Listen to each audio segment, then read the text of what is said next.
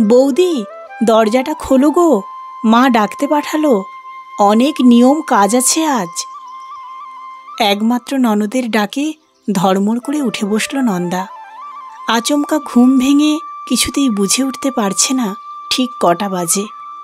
জানালার পর্দা ভেদ করে যেটুকু আলো আসছে তাতে দেওয়াল ঘড়িতে দেখে নিল 7টা বাজতে 10।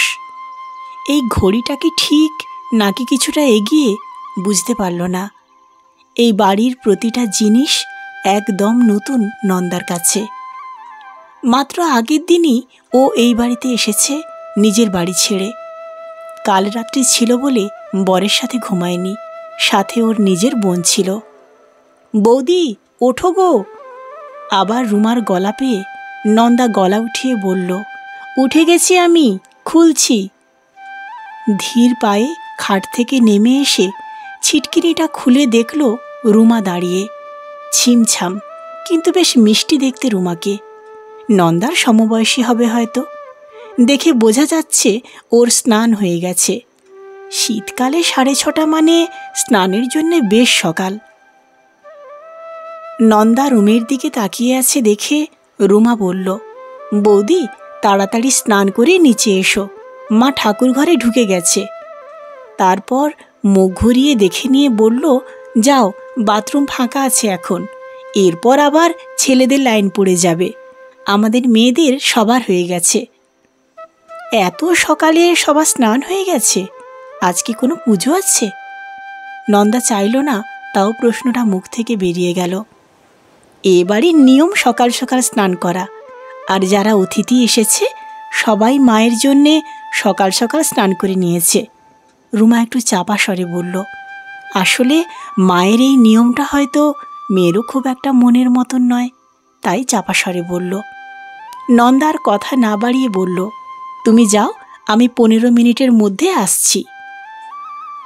বাথরুমে ঢুকেই ওপরে রাখা তাকে হাত বাড়ালো নন্দা। একটু উঁচুতে বলে দেখতে পেল না, শুধু ছোঁয়ায় উপলব্ধি করার চেষ্টা করল। প্রায় হাতড়েই পেশটা টেনে এনেই থমকে গেল নন্দা। এই পেশটা একদম পছন্দ না নন্দার। মনে পড়ল, ও তো ব্রাশও আনেনি।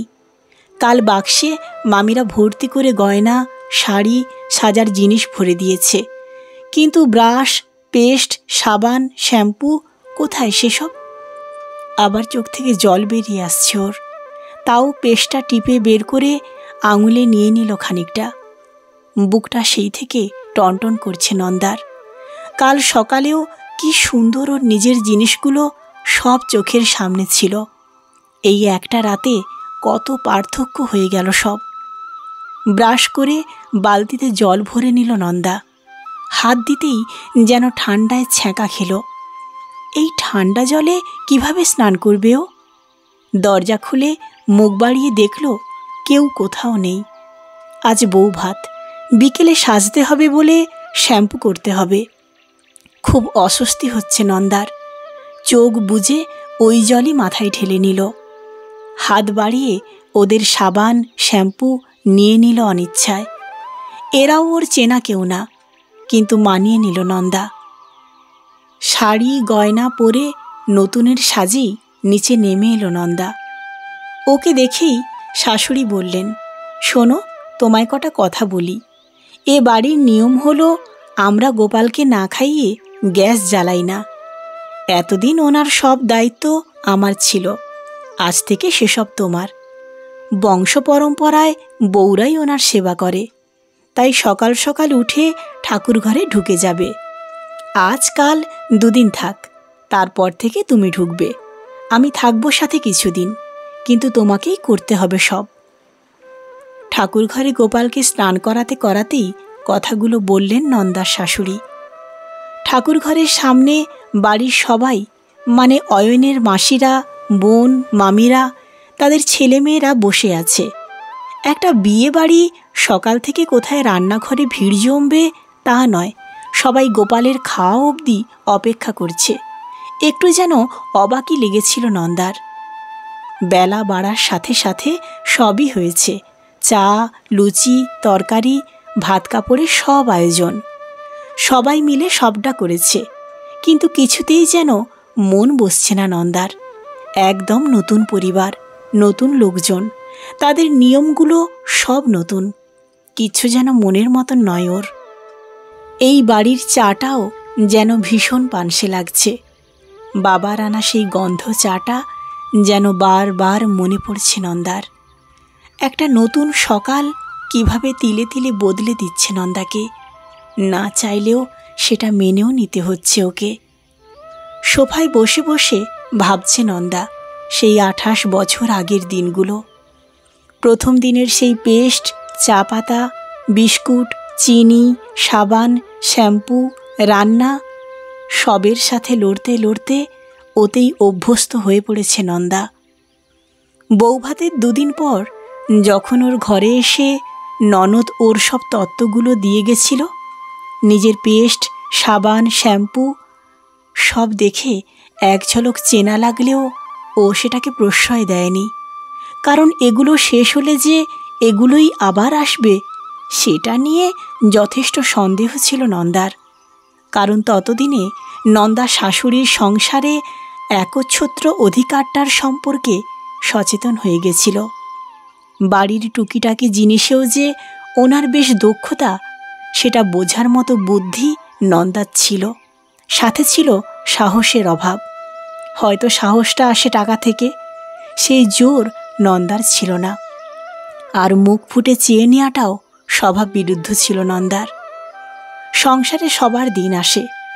বেশ কয়েক বছর পর যখন শাশুড়ি নরম হয়ে গেছিল, নন্দার দিন ফিরেছিল। সেদিন চাইলে নিজের পছন্দের সব কিছুকে আবার টেনে আনতেই পারত, কিন্তু ইচ্ছে হয়নি। কয়েক বছরে আবার তৈরি হওয়া অভ্যেসকে আর বদলাতে চায়নি নন্দা। কারণ ততদিনে ও নিজেকে বদলে নিয়েছে। নিচ থেকে উলু শঙ্খের আওয়াজ ভেসে আসছে, আর আসছে কান্নার আওয়াজ। আজ নন্দার মেয়ে তরি শ্বশুরবাড়ি চলে যাচ্ছে, তারই তোড়জোড় করছে সবাই। এই অন্তিম মুহূর্তে তরির সব থেকে যাকে প্রয়োজন তাকেই সরিয়ে দেওয়া হলো, শুধু নিয়ম বলে। নন্দা খালি ওর থেকে কনকাঞ্জলিটুকু নিতে যাবে কিছুক্ষণ পর। আসন্ন মুহূর্তটুকু ভেবেই কেঁদে ফেলল নন্দা। আজ এই প্রথম মনে হয় চোখ দিয়ে জল বেরোলো ওর। কিসের কনকাঞ্জলি দেবে তরি? আগের সপ্তাহ অবধিও অফিসে যাওয়ার আগে দলা করে ভাত মেখে খাইয়ে দিয়েছে নন্দা। কাল বিয়ের দিন সকালেও বাথরুমে ছাড়া জামা কাপড় রেখে এসেছে, নন্দা গিয়ে ধুয়েছে সেসব। ভাবতে গিয়ে বুকটা হু হু করে উঠল। কি করে কাটাবে কাল থেকে? কাল থেকে কত কাজ কমে যাবে ওর। মনে আছে নন্দার শ্বশুর বাড়িতে প্রথম বিস্কুট খেয়েছিল সেই দিনটার কথা। ওই বিস্কুটটা ও পছন্দ করতো না বিয়ের আগে। এ বাড়িতে ওই বিস্কুটটা দেখে শুধু চাই খেত ও। শাশুড়ি সেটাও নজর এড়ায়নি, এমনই বিচক্ষণ উনি। তাই পরের দিন থেকে চায়ের সাথে জোর করে 2টো করে বিস্কুট দাঁড়িয়ে থেকে খাওয়াতেন, পাছে খালি পেটে চা খেলে নতুন বউ অসুস্থ হয়ে যায়। দোষ হয়তো নন্দারও ছিল, ও মুখ ফুটে বলে দেখতে পারত। তরি হয়তো এতটা বোকা নয়, না হলেই ভালো। মনে মনে ভেবে যেন নিশ্চিন্ত হলো নন্দা। কিন্তু তারপরেই কিছু একটা ভেবে তাড়াতাড়ি সোফা থেকে নামল নন্দা। যদি তরিও নন্দার মতো বোকা হয়, মুখ ফুটে বলতে না পারে, ভেবেই মাথাটা ঝাঁকিয়ে সোজা বাথরুমে গেল নন্দা। সেখানে তরির পেস্টটা নিয়ে দেখল খানিকটা আছে ওতে। ওটা হাতে নিল। তারপর ও রোজগার ব্রাশ নিল। ঘরে এসে শোকেসের নিচের ড্রয়ার থেকে বের করে নিল ওর স্যানিটারি ন্যাপকিন, যেটা আজ পর্যন্ত নিজে কখনো কেনেনি তরি। তারপর কিছু একটা ভেবে আবার বাথরুমে গিয়ে নিয়ে নিল ওর সাবান আর মাথার শ্যাম্পু, সাথে গায়ে মাখার তেল।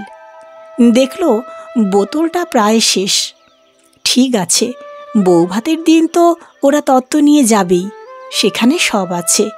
এই 2 দিন এটা দিয়ে হয়ে যাবে। তাড়াতাড়ি রান্নাঘরে গেল নন্দা। ওখানে ওর গ্রিন টির ব্যাগগুলো আছে। গুনে দেখল 7টা আছে। ও কটাই দিয়ে দিল। কৌটো থেকে ক্রিম কেক আর বিস্কুটগুলো একটা টিফিন বক্সে দিয়ে দিল। একটু কিছুক্ষণ ভেবে মনে পড়ল সকালে রোজ 1 চামচ চ্যবনপ্রাশ খায়ও। বড্ড ঠান্ডার ধাঁচ মেয়েটার। সেটাও গুছিয়ে নিয়ে ঘরে আসতে গিয়ে দেখল ননদের মেয়ে সুমি ওপরে এসেছে ওকে ডাকতে। মামি, নিচে চলো, তরি দিদি যাবে এবার। নন্দা যখন নিচে নামল দেখল সবাই যেন ওর জন্যই অপেক্ষা করছে। তরিও বেরিয়ে যাওয়ার গেটের দিকে মুখ করে দাঁড়িয়ে আছে। পাশে ওর বর। এক পাশে দাঁড়িয়ে আছে রুমা, হাতে একটা পাত্রে চাল, কনকাঞ্জলি। আজ রুমাও বেশ ভারী হয়ে গেছে। আজকাল মায়ের মুখে বেশ কথা বলে, মায়ের নিয়মের প্রতিবাদ করে। 28 বছর অনেক কিছু পরিবর্তন করে দিয়েছে। চটের ব্যাগটা হাতে নিয়ে হনহন করে এগিয়ে এলো নন্দা। পাশের চেয়ারে বসে থাকা আভাদেবী মানে নন্দার শাশুড়ি বললেন, বৌমা, মেয়ের পেছনে আঁচল পেতে দাঁড়াও। হাতে কিসের ব্যাগ তোমার? নন্দা বলল, মা, এতে তরির জিনিস আছে। রুমা বলল, বৌদি, সেসব সুটকেসে করে গুছিয়ে আমি গাড়িয়ে তুলে দিয়েছি, আর কি বাকি আছে? নন্দা বলল, ব্রাশ, পেস্ট দিয়েছিলে ঠাকুরঝি? তেল, সাবান, শ্যাম্পু কিংবা বিস্কিট, ওর চ্যবনপ্রাশ কিংবা ওর রাতের প্যান্ট আর গেঞ্জিটা? রুমা বলল, সাবান, তেল, শ্যাম্পু, পেস্ট ওসব ও বাড়িতে নিশ্চয়ই আছে। আর নতুন ব্রাশ একটা দিয়ে দিয়েছি। আর চ্যবনপ্রাশ দিয়েছ, ভালো করেছ। যা ঠান্ডার ধাঁচ ওর। বিস্কিট তো স্বর্ণাভদের বাড়িতেও আছে। কি আছে তো? বলেই নতুন জামাইয়ের সাথে একটু মজা করার চেষ্টা করল রুমা। নন্দা বলল, সবার বাড়িতে সব থাকে ঠাকুরঝি, কিন্তু সবাই এক জিনিস ব্যবহার করে না। তরির যাতে কষ্ট না হয় তাই ও যেগুলো ব্যবহার করত সেসব দিয়ে দিলাম। আভাদেবী বললেন, এ আবার কেমন ধারা? সব মেয়েদেরই এসব মানিয়ে নিতে হয়। বাড়ি থেকে বিস্কুট, চা নিয়ে যায় এই প্রথম দেখলাম। তুমি মানিয়ে নাওনি আমাদের সাথে? আমার রুমা নেয়নি? নন্দা বলল, নিয়েছি তো মা, কিন্তু আমি চাই আমার মেয়ে না নিক। খুব যত্নে তিলে তিলে বড় করেছি ওকে, সহবত শিখিয়েছি। বলেছি পরের ঘরে গিয়ে সব মানিয়ে নিতে। কিন্তু মা, দিনের শুরু থেকেই মানাতে থাকলে দিনের শেষে গিয়ে হাঁপিয়ে উঠবে ও। আমরাও উঠেছি।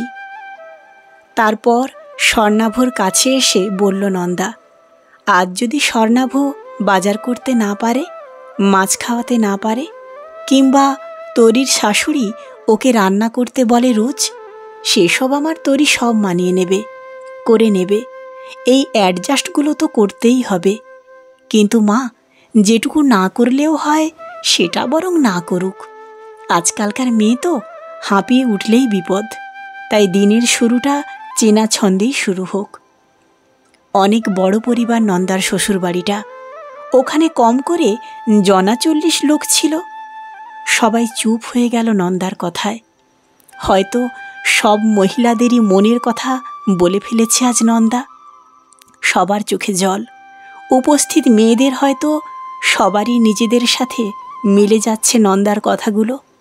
এমনকি চোখে জল দেখা গেছিল বরের দিদি আর মামিরও। নন্দা এবার এগিয়ে এসে চটের ব্যাগটা স্বর্ণাভর সামনে ধরে বলল, স্বর্ণাভ, এতে তরির সব প্রয়োজনীয় টুকিটাকি আছে, আমি দিয়ে দিই ওর সাথে। স্বর্ণাভ বলল, কি বলছেন এসব? নিশ্চয়ই দেবেন, আর চিন্তা করবেন না। এগুলো ফুরিয়ে গেলে আমি আবার এনে দেব। তরিকে এসবে কোনো রকম মানিয়ে নিতে হবে না। তরি এসে জড়িয়ে ধরল মাকে। আরে আরে, মায়ের মুখ দেখিস না। মায়ের আঁচলে চালগুলো দিয়ে বল, মা, তোমার সব ঋণ শোধ করে দিলাম, বলেই বেরিয়ে যা। দূর থেকে আভাদেবী বললেন, গলাটা বেশ ভারী, কাঁদছে বোঝা গেল। তরি বলল, কিসের ঋণ শোধ ঠাম্মি? একটা মুহূর্ত চলবে মাকে ছাড়া?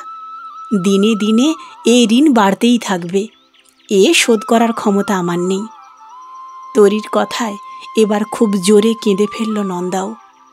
কাঁধে এসে হাত রাখল অয়ন। তারপর নন্দাকে বলল, যাও মেয়েকে গাড়ি অবধি ছেড়ে এসো। তরিকে বলল, যা মা, সাবধানে যা, আর কান্নাকাটি করিস না, আমরা আছি তো পাশে। মাথা নাড়িয়ে নন্দা ঢুকে গেল মেয়ে জামাইয়ের মাঝে। দু হাতে দুজনকে ধরে এগিয়ে নিয়ে গেল গাড়ির দিকে। কি সুন্দর দৃশ্য! বিয়ে তো মেয়েদের করতেই হয়, শ্বশুরবাড়িও যেতে হয়, সেখানে মানিয়েও নিতে হয়। কিন্তু কিছু নিয়ম বদলে ফেললে এত কষ্ট হয়তো হয় না, বয়ে বেড়াতে হয় না মেয়েদের পরবর্তী জীবনটা। কলমে অনিন্দিতা মুখার্জি সাহা, পাঠে আমি সুদীপ্তা। গল্প পাঠটি আপনাদের কেমন লাগলো অবশ্যই কমেন্ট করে জানাবেন।